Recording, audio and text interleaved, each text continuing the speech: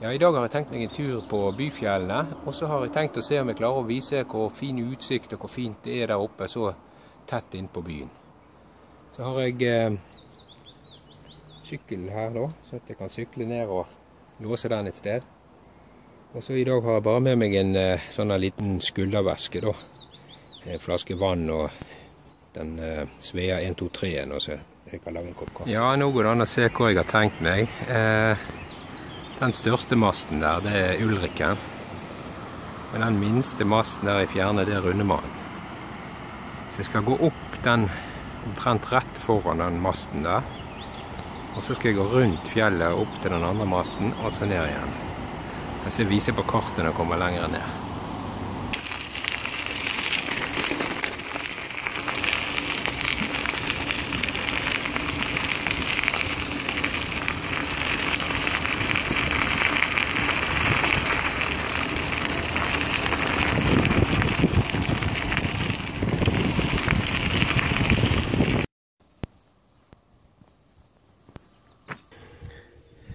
Altså jeg her, så skal jeg da gå opp her, så skal jeg finne den stien der, opp til fjellhytten der, lørdagsknatten der,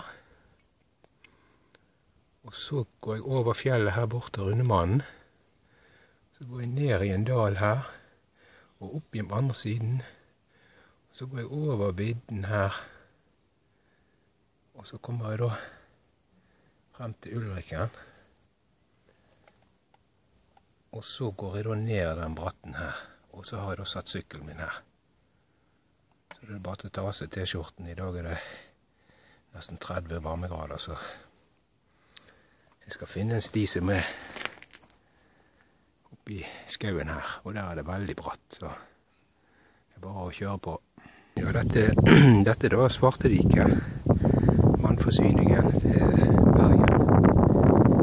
Og helt bort I lien på andre siden der er det jeg har satt sykkelen. Så jeg vil komme ned fra Ulriken den veien der.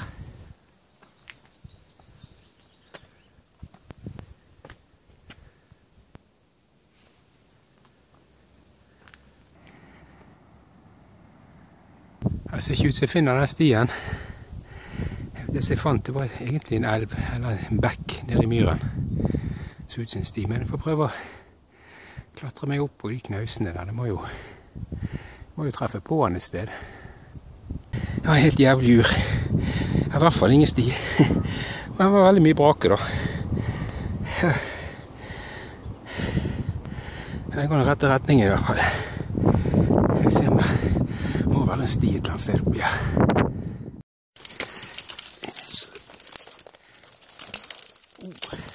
Bare over kropp og tørre grangreiner det. Oh man. Au! Det var en jævla skau her, vet du. Jeg har endelig kommet opp på toppen her. Jeg prøvde å klatre opp den der kanten, så jeg ser ikke den første, men den andre der.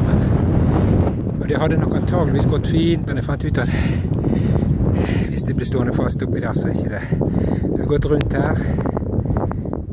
Bedre å gå der. Eller det vil si det var ikke godt å gå. Så vi ser om vi kan få med oss beina her. Raken har gjort underverker.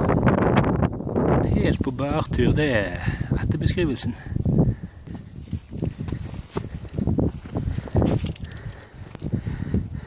Her ja. Her kommer vi til fjellhytten. Her kan jeg ta meg en slurk med vann. Ja, der oppe med den borden der, det er vel Blåmannen. Så opp der skal vi se litt på utsikten derfra.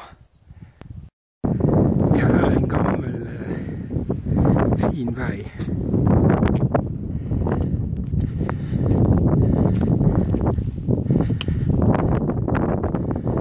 Oi, oi, oi.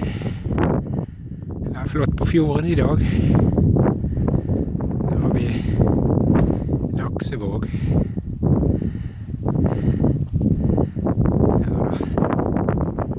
Der ser vi utover I Fana der.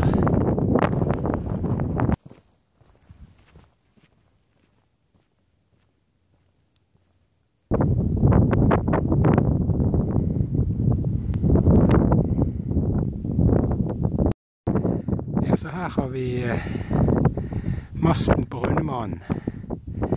Og jeg lurer på om jeg ikke skal ta og lage meg en kopp kaffe når jeg kommer bort der.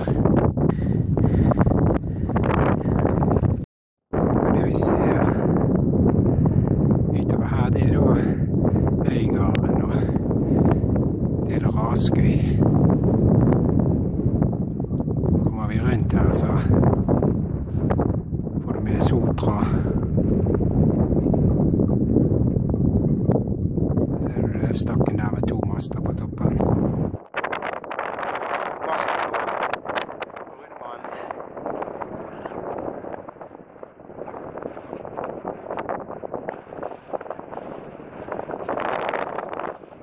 Men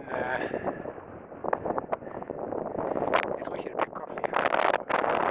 Jeg skal videre over andre siden av dalen her.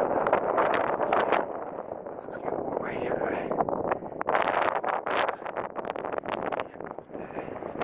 Dragsmassen.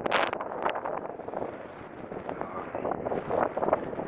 jeg har vel ikke tid til å lage kaffe her.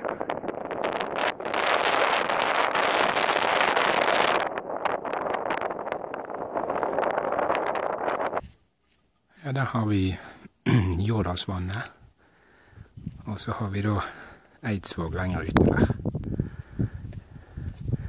Her ble det litt mer folk etter hvert. Her er en fin kaffeplass. Tenkte jeg skulle sette primusen opp nede i skyggen der.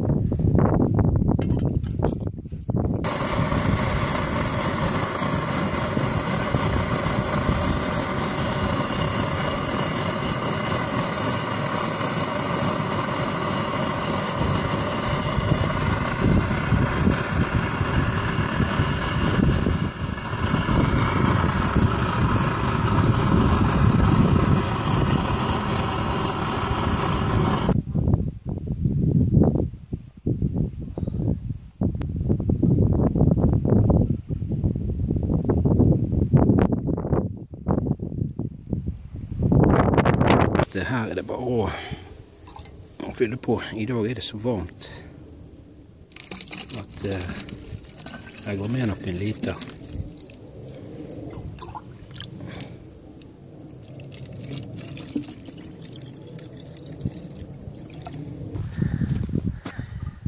Jeg har kommet opp på denne toppen der, så er vel opp på toppen kan jeg tenke meg.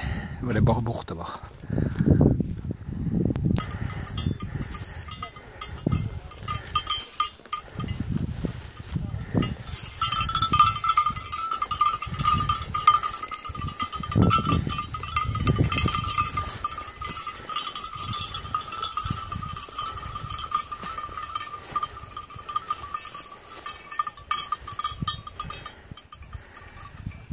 Her har vi Tarlebøvannet.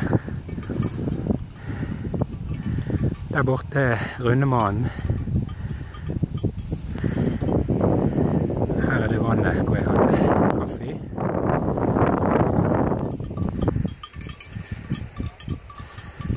Og så skal jeg bort der borte. Nå skal jeg gå opp her på toppen og så. Se.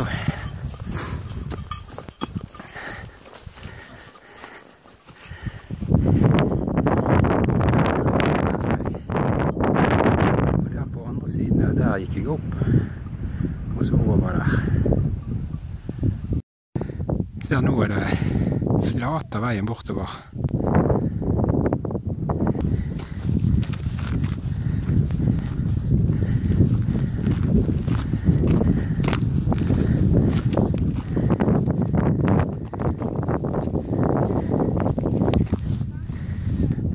Der kommer Harbakkedalen opp. Der går det også sti. Når vi ser Svartediket nå ned gjennom denne Harbakkedalen, så Det er rart å tenke seg at i gamle dager så var ikke der så mye vann. Det var et lite vann. Så var det en elv, og så var det beitemarker oppe på sidene. Og nede der på det smaleste der var det en svær herregård med hageanlegg og frukttreer. Og så var det flere andre gårder her. Men når det ble vannverk her, så ble alt det nedlagt og fraflyttet. Så nå er det skogen som har fullstendig herredømme her nede. Ja, her kan vi se ned i Haukelandsvannet. Det er oppe på Livarden der, og så har det bortover Skittremmene og Austfjellet helt borti der. Ja, her må jeg bort og se på utsikten her. Innover i Gullfjell og den veien der. Skal vi se her. Ja.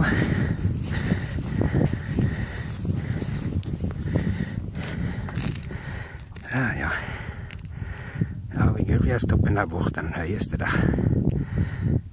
Jeg ser fremdeles snø oppå der. 970-80 meter.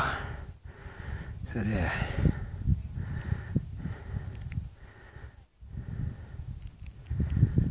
lenger inn i fjellene der. Oppi 1200-1400 meter der er det litt mer snø.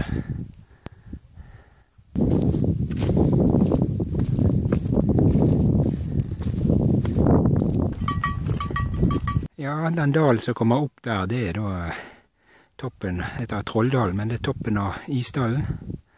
Og da begynner vi å nærme oss her. Skal bort til masten der.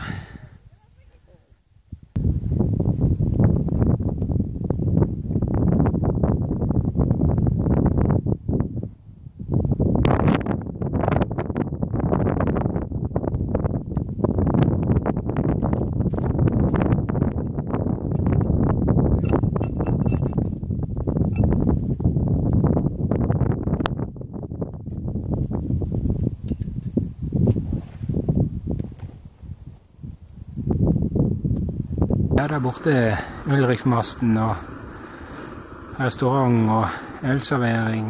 Så der sitter alle tyskerne og andre turister og koser seg etter de har tatt banen opp. Så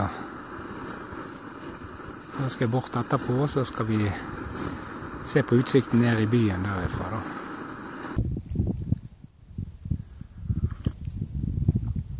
Det var godt. Varm kaffe. Det er godt selv om det er varmt vær, altså.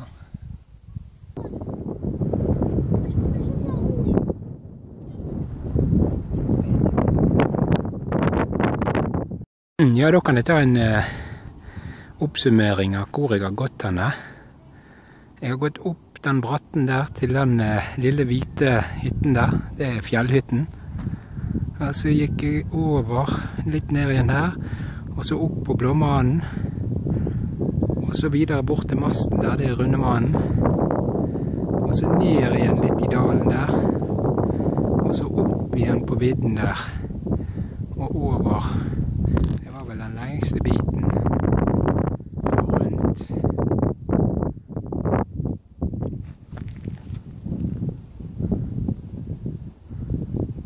Og nå er jeg her. På masten her, Ulriken.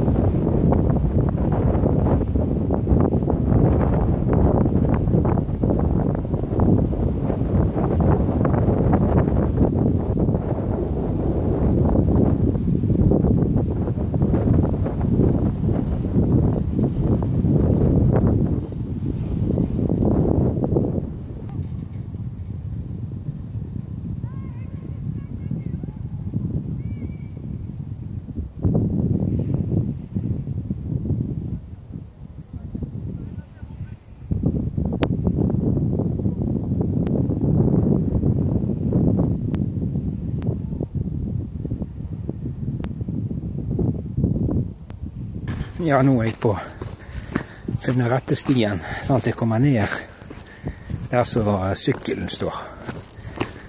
Hvis du tar feil, så kan du komme ganske skjevt, og da blir det gatevandring for å komme tilbake igjen til der du egentlig skal.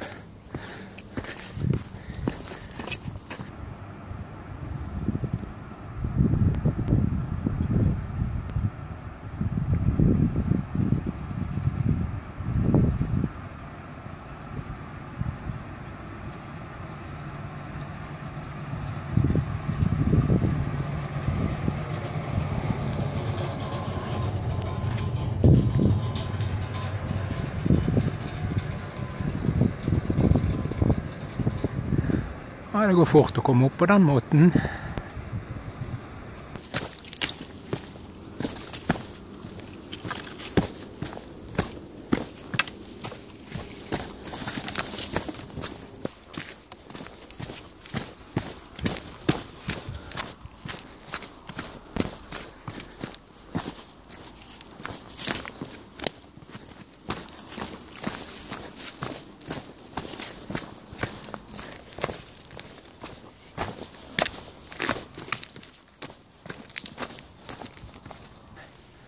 Ja, det ser gjerne ikke så bratt ut på videoen. Det er ikke så lett å få med på videoene. Det er jækla bratt her. Og du kjenner det godt i beina nå på slutten. Men nå kan jeg se ned her nede at det er her nede jeg har satt sykkelen, så da er det bare en liten mil å sykle, og så er det å slappe av.